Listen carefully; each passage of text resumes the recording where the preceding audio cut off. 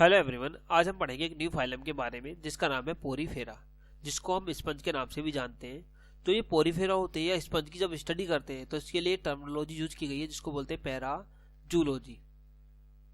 ये अक्सर एग्जाम में पूछी जाती है कि पैराजूलॉजी किसके लिए रेफर की जाती है, किसके लिए हम बात करते हैं इस बारे में। जब हम पोरीफेरा की स्टडी करते हैं तो हमें देख रहे हो कहाँ मिलते हैं। देखो, पोरीफेरा का जो नेचर होता है वो होता है एक्वाटिक। अब एक्वाटिक के वाटर मिलेंगे, वाटर भी दो तरीके का होता है। तो एक्वाटिक में मोस्टली जो ऑर्गेनिज्म होते हैं वो मिलते हैं मरीन इन्वायरमेंट के अंदर और कुछ मिलते हैं फ्रेश वाटर में।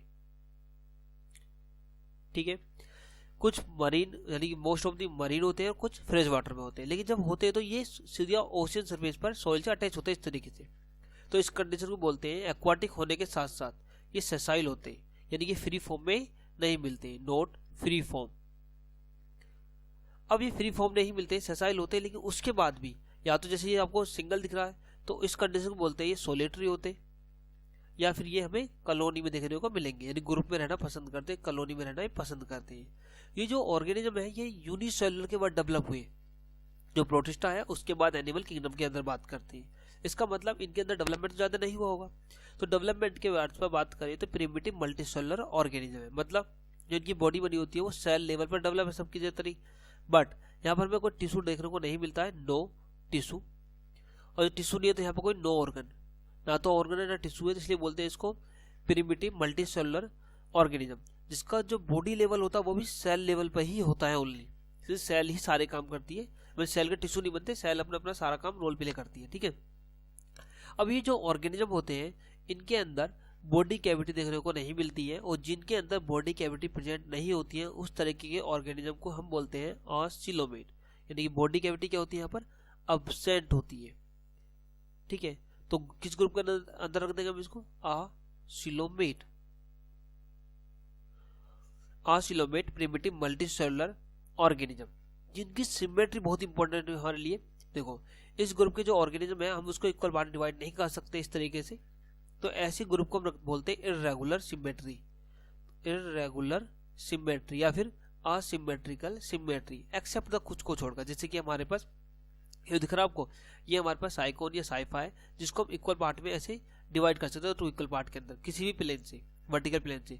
तो इस तरीके की सिमेट्री को बोलते हैं हम रेडियल सिमेट्री। ये सिर्फ इसके अंदर ही हम देखने को मिलती है। अब ये जो ऑर्गेनिज्म है इनकी खास बात होती है इनकी स्ट्रक्चर खुद। तो हम बात करते हैं इसकी, देखो स्ट्रक्चर ऑफ स्पंज की बात करता हूँ तो यहाँ पर देखो आप स्ट्रक्चर दिखाई दे रही है, जो ये एरिया ये इसकी वॉल है। ठीक है, ये बॉडी वॉल होगी इसकी, और बॉडी वॉल के साथ इसका जो दिख रहा है ये वाला पोर्शन होगा ऑस्कुलम, और ये जो कैविटी पूरी पूरी खाली दिखाई दे रही है स्पंजोसील। अब इसके अंदर की ये वाली बात करें, देखो यहाँ दिखाई दे रहा है आपको, ये अंदर की साइट है इसके स्पंजोसील, और प्लस ये बॉडी वॉल की जो इनर लेयर है इसे बोलते हैं कॉर्नोसाइट, और ये पोर दिखाई दे रहा है इसकी पूरी सरफेस पर, यह है ओस्टिया। जो ओस्टिया होते हैं एक से ज्यादा है तो इसलिए ओस्टिया बोला गया, एक होता तो ओस्टिया बात करते हैं। जो यहाँ से वाटर कैनाल सिस्टम, जो इसका मेन की पॉइंट है वो है वाटर कैनाल सिस्टम, ये इसकी आइडेंटिटी है, यानी कि पोरीफेरा ग्रुप के अंदर वाटर कैनाल सिस्टम मिलता है जो डिफरेंट टाइप का होता है, एस्कोनाइट टाइप का होता है, साइकोनाइट टाइप का होता है और लुकोनाइट टाइप का होता है, डिफरेंट डिफरेंट टाइप का होता है। हम डिटेल में नहीं जाएंगे इसके लिए, बट वाटर कैनाल सिस्टम कैसा होता है ये हमारे लिए इंपॉर्टेंट है। होता क्या है यहाँ देखो, ओस्टिया द्वारा वाटर जो भी इसके एसेंशियल मिनरल या वाटर है या फिर फूड है वो यहाँ से एंट्री करेगा, और यहाँ कुछ फ्लैजल होते हैं जिनको मूव करते हुए स्पंजोसील से गुजरता हुआ ओस्कुलम से बाहर आ जाएगा। इसी समय अपना ये वाटर प्लस अपना फूड यहीं से इंटेक्ट कर लेगा। ये एक वाटर कैनाल सिस्टम है जिसको फूड भी प्रोवाइड करने में हेल्प करता है, और प्लस वाटर प्रोवाइड करने में हेल्प करता है, प्लस यहाँ से बॉडी से वेस्ट प्रोडक्ट है उनको भी यहाँ से रिमूव करता है, जिसे बोलते हैं एक्सक्रीशन। इसे वन बाय वन समझेंगे, तो इसके लिए हमें पहले पता करनी है इसकी बॉडी वॉल कैसे होती है। तो बॉडी वॉल की पता करने के लिए देखो, अगर मैं इसको आपको एक छोटा सा डायग्राम दिखाता हूँ आपको, हम उससे समझेंगे। यहाँ पर जब स्ट्रक्चर देखे हल्का सा कट करेंगे तो ऐसा कुछ दिखाई देगी। यहाँ पर ये इसका बेस हो गया, बेस के बाद ये इसकी बॉडी वॉल होगी। बॉडी वॉल 3 अलग अलग लेयर से मिलकर बनी होती है, जिनको मैं भी डायग्रामेटिक आपको दिखाता हूँ। तो यहाँ से हम चलते हैं इसके डायग्राम के लिए, ये मैंने बिल्कुल वही दिखाया यहाँ पर। ये इसका बेस हो गया, बेस के बाद देखो यहाँ से वाटर जो ये पोर दिखा रहे हैं और ये ओस्टिया है, यहाँ पर ये जितने भी पोर है सब क्या है ओस्टिया। ये ओस्टिया हो गए, डर्मल ओस्टियन को बोलते हैं, और ये हो गया यहाँ से बेस। यहाँ से क्या होगा, जो वाटर इसके अंदर पोर से आएगा तो यहाँ से ऐसे बाहर निकलेगा इस तरीके को, इस तरीके से फ्लैजेला काम करेंगे। तो जो आपको लेयर दिखाई दे रही है 3 अलग अलग लेयर से मिलकर बनी होती है, जो इनर की तरफ होती है, अंदर की तरफ होती है। एक देखो ऐसे दिखा दूं यहाँ पर मैं, 3 लेयर किस तरीके से होंगी यहाँ पर, ये इस तरीके से होंगी। ये इनर, ये होगी हमारे मिडल में, और ये होगी आउटर। देखो इनर में जो होती है उसको बोलते हैं कॉर्नोसाइट। क्या बोलते हैं इसको, कॉर्नोड्रम बोलते हैं, जिसके अंदर कॉर्नोसाइट सेल होती है, कॉर्नोड्रम। ये अंदर की तरफ होती है, और ये बनी किसकी होती है, कॉर्नोसाइट सेल की बनी होती है, कॉर्नोसाइट सेल की बनी होगी, जिसके अंदर कोलर सेल भी देखने को मिलती है हमें। ठीक है, इसके अंदर अभी मैं डायग्राम दिखा दूंगा आपको। उसके बाद होती है मिडल। जो मिडल की सेल होती है ये भी 2 अलग अलग तरह की सेल से बनी होती है, लेकिन हम बात करते हैं जो इसमें भी पहले एक सिंगल टाइप की होती है, वो खुद 2 में डिवाइड होती है, बोलते हैं अमीबोसाइट। जो इसकी अमीबो जैसी शेप होती है, ऐसी सेल बोली जाती है मूवमेंट की वजह से, अमीबोसाइट सेल। इसमें 2 तरह की सेल मिलती है हमें अमीबोसाइट सेल के अंदर, जो मिडल के अंदर होती है, और मिडल को बोलते हैं मेसेनकाइमा। यहाँ मैं लिखना भूल गया, मेसेनकाइमा, जो एक जिलेटिनेशियस होता है, चिपकने में हेल्प करता है। ठीक है, अब अमीबोसाइट होता है तो इसमें होता है स्क्लेरोब्लास्ट,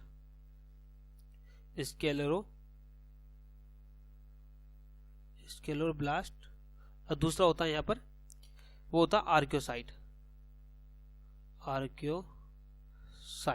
जो स्क्लेरोब्लास्ट होता है ये साइकोन के कुछ स्केलेटन बनाने में हेल्प करता है, स्केलेटन, ठीक है ना। और आर्कियोसाइट जो बनाता है ये टोटिपोटेंट सेल होती है, यहाँ के ओवा या फिर स्पर्मेटोजोआ बनाता है यहाँ पर ये। ठीक है, स्पर्मेटोजोआ ये दिखाई नहीं देगा यहाँ पर, थोड़ा सा आउट ऑफ हो गया। ठीक है, सुन लो बस अमीबोसाइट। अब बात करते हैं जो इसकी आउटर होती है, तो आउटर में यहाँ बता देता हूँ इसको समझाने के लिए। देखो आउटर पर होती है उसे बोलते हैं पिनाकोडर्म। क्या बोलते हैं इसको, पिनाकोडर्म। जो ये पिनाकोडर्म होती है, ये पिनाकोडर्म भी 2 तरह की सेल देखने को मिलती है पिनाकोडर्म में। एक मिलती है हमारे पास पिनाकोसाइट सेल, पिनाकोडर्म में मिलती है पिनाकोसाइट सेल, और दूसरी होती है पोरोसाइट सेल। जो पोरोसाइट सेल होती है ये हेल्प करती है यहाँ पर इस पोर को बनाने में। ठीक है, और जो पिनाकोसाइट होती है इस वॉल को बनाती है, बाहर की लेयर को। ठीक है, अब देखो ये बीच में तो होगी मेसेनकाइमा, अंदर की तरफ भी कॉर्नोसाइट होगी, और बाहर की तरफ होगी पिनाकोडर्म सेल। ये इस तरीके से हमारे देखने को मिलता है, इसलिए बाहर के सरफेस बोलते हैं हम ओस्टिया के साथ डर्मल ओस्टिया। जो ओस्टिया मिलते हैं बाहर, डर्मल ओस्टिया। ये हो गया यहाँ पर बेस।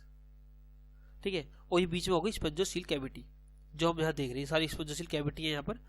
ये एक पूरा स्ट्रक्चर होता है, डर्मल लेयर, कॉर्नोसाइटिक लेयर, मेसेनकाइमा और डर्मल ओस्टिया। ठीक है, ये हमारे पास क्या होगी, कॉर्नोडर्म साइट हो गया, मेसेनकाइमा लेयर होगी, और बाहर होगी पिनाकोडर्म लेयर। ये सारी लेयर हमें कहाँ मिलती है। अब देखो ये काम कैसे करती है, मैंने क्या होता है यहाँ से वाटर एंट्री करता हूँ, यहाँ से बाहर निकल जाता है। करने के लिए हमें एक ये वाला पोर्शन उठाता हूँ यहाँ से, जिसमें एक पोर है, ओस्टिया पोर है, और 2 छोटे छोटे से पिनाकोडर्म का पोर्शन है या बॉडी वॉल का। ठीक है, तो ये क्या हमने किसकी बात करी थी यहाँ पर, बॉडी वॉल की। तो इसके लिए हमारे पास ये डायग्राम है, तो ये पूरा सेक्शन कटा हुआ। देखो ये तो पोर्शन हो गया बॉडी वॉल का आउटर, ये थोड़ा सा हल्का सा इसे थोड़ा छोटा करो, ये थोड़ा लार्ज हो गया। देखो ये तो होगा इसका आउटर, ये हो गया यहाँ पर इसका मिडल पोर्शन, और ये हो गया इसका इनर पोर्शन। ठीक है, जो आउटर होता है मैंने बताया था, ये तो होगी पिनाकोडर्म, पिनाकोडर्म में पिनाकोसाइट, ठीक है, राइटिंग अच्छी है, और थोड़ा सा थिक कर लो इसे। पिनाकोसाइट हो गया। पिनाकोसाइट के बाद ये बीच में आपको दिख रहा है ना ग्रीन कलर से, ये है मेसेनकाइमा पार्ट है, मेसेनकाइम,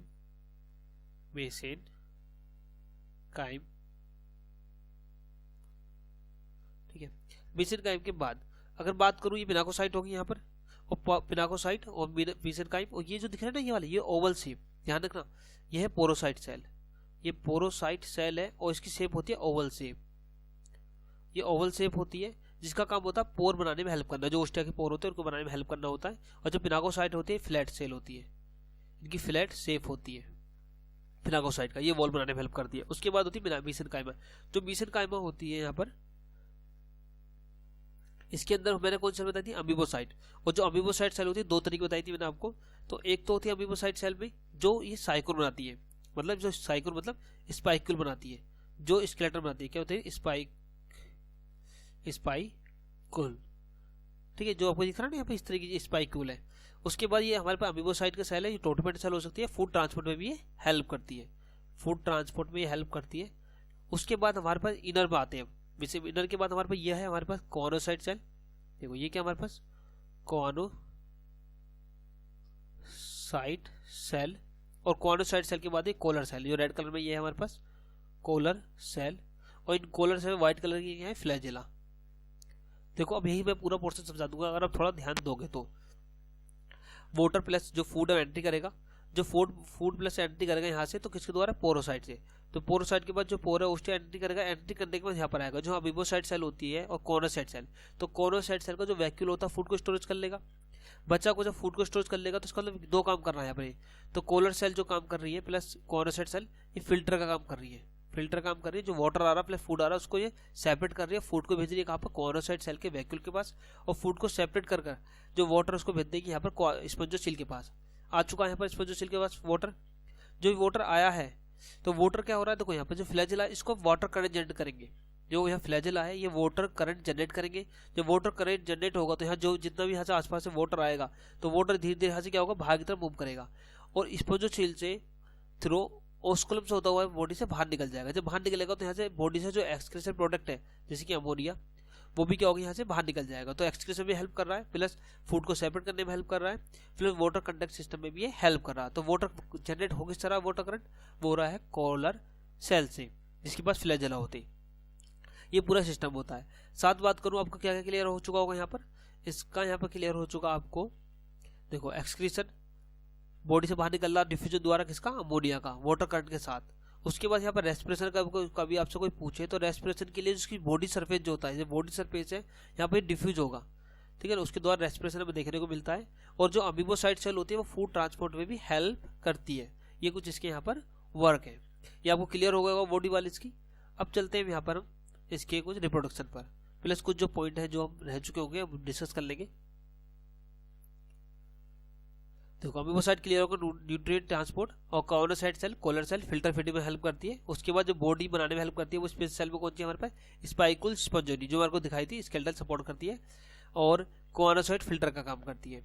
अब बात करते हैं देखो न्यूट्रिशन, तो न्यूट्रिशन की बात करते हैं तो न्यूट्रिशन यहाँ तो होलोजोइक होता है। ये होलोजोइक का मतलब यहाँ पर है, थोड़ा सा ठीक कर लेते हैं, तो होलोजोइक का मतलब है यहाँ पर ये पूरे कंप्लीट ऑर्गेनिज्म को ईट करता है। तो कैसा यहाँ पर इंट्रासेलुलर डाइजेशन होता है, यानी सेल के अंदर डाइजेशन मिलता है, सेल के बाहर डाइजेशन यही मिलता है, जैसे फंगस या अदर ऑर्गेनिज्म हमें देखने को मिलता है, बॉडी के बाहर डाइजेस्ट किया जाता है, लेकिन यहाँ सेल के अंदर डाइजेस्ट किया जाता है। रेस्पिरेशन बता चुका हूँ। अब रिप्रोडक्शन, तो रिप्रोडक्शन दो तरीके का रिप्रोडक्शन में देखने को मिलता है, सेक्सुअल और एसेक्सुअल। अगर हम बात करें एसेक्सुअल रिप्रोडक्शन की, तो एसेक्सुअल रिप्रोडक्शन के अंदर यहाँ सिंपल सा कॉन्सेप्ट है, हमें बडिंग देखने को मिलती है। क्या मिलती है, बडिंग। बडिंग और गैम्यूल्स एक जैसे पोर्शन है। बात करें फ्रेगमेंटेशन की, कोई भी पार्ट टूट जाए और टूट के एक नया ऑर्गेनिज्म नया डेवलप कर लेंगे वहाँ पर। लेकिन बडिंग में क्या होता है, जब इंडोजीनस बडिंग का फॉर्मेशन होगा, जो बडिंग फॉर्मेशन होगी वो बनेगी अनफेवरेबल कंडीशन के अंदर। जब अनफेवरेबल कंडीशन होगी तो उसके अंदर क्या बनेगी, बडिंग बनेगी। ये बडिंग क्यों क्या बोली जा रही है, इसमें सेल होती है जिसे गैम्यूल्स बोलते हैं, ये यहाँ से सेपरेट होगी और फेवरेबल कंडीशन के अंदर आने के बाद ये जनरेट होकर क्या बनाएगी, एक नया पोरीफेरा या स्पंज। यहाँ का जो सेक्सुअल रिप्रोडक्शन वो इम्पोर्टेंट है।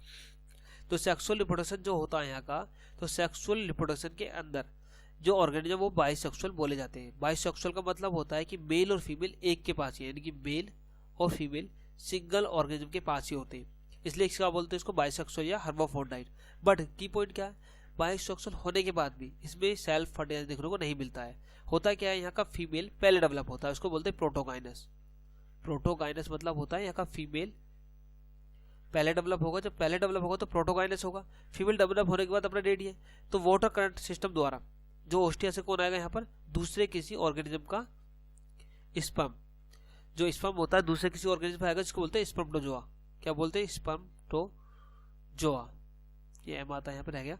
स्पर्मटोजोआ आएगा, आने के वाटर करंट द्वारा आने के बाद अंदर की तरफ आएगा, अंदर आने के बाद इंटरनल फर्टिलाइजेशन करेगा, और इंटरनल फर्टिलाइजेशन इंटरनल डेवलपमेंट होगा किसका, लार्वा का।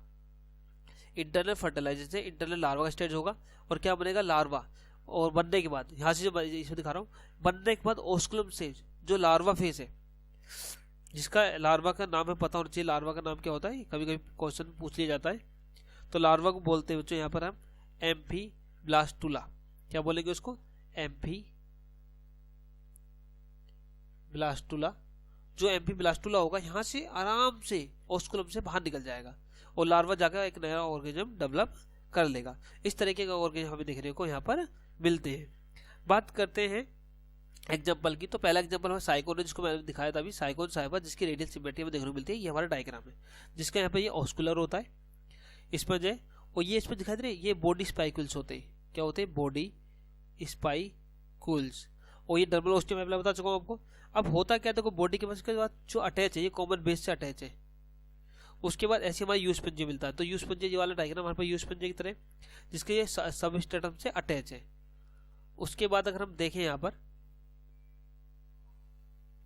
तो उसके बाद हमारे पास यू स्पंजी के बाद स्पंजिला, जिसे फ्रेश वाटर स्पंज हम बोलते हैं। यू स्पंजी से बाथ स्पंज बोलते हैं या फ्रेश वाटर स्पंज बोलते हैं। तो इसकी थोड़ी स्ट्रक्चर अलग सी होती है। देखो स्ट्रक्चर आपने देखी होगी, एनसीईआरटी में देख सकते हो आप। इस तरीके से यहाँ पर हमें भी देखने को मिलेगा। यहाँ पर ये मैं हल्का सा एक रफ डायग्राम बना के दिखा रहा हूँ आपको बस।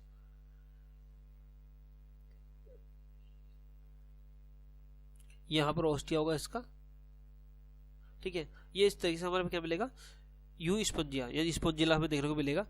ये यू स्पंजिला है हमारे पास, ठीक है। तो स्पंजिला फ्रेश वाटर मिलता है और इसमें ट्यूब यहाँ लगे होते हैं इस तरीके से, 2 ट्यूब हो गए ये वाले। बाकी इसमें ये ऑस्कुलम हो गया, और ये जो लगे हुए ये डर्मल ओस्टिया है। यहाँ पर छोटे छोटे पोर हो गए, क्या है, डर्मल ओस्टिया। तो इस तरीके का हमें क्या देखने को मिलता है, फ्रेश वाटर स्पंज। लेकिन इसमें एक एग्जांपल और हमारे पास बोलते हैं वेनस फ्लावर बास्केट, जो बहुत इंपॉर्टेंट है, जापान के अंदर गिफ्ट दी जाती है, ठीक है, ब्रेडल को। तो वो क्या होता है हमारे पास, यू प्लेक्टेला होता है, जिसे वेनस फ्लावर बास्केट बोलते हैं। इस ग्रुप का ही मेंबर है। और बात करें इकोलॉजिकल इंपोर्टेंस, तो इकोलॉजी इंपोर्टेंस में बायो फर्टिलाइजर और हैबिटेट के लिए बहुत इंपॉर्टेंट है, ठीक है, फॉर मरीन लाइफ के लिए।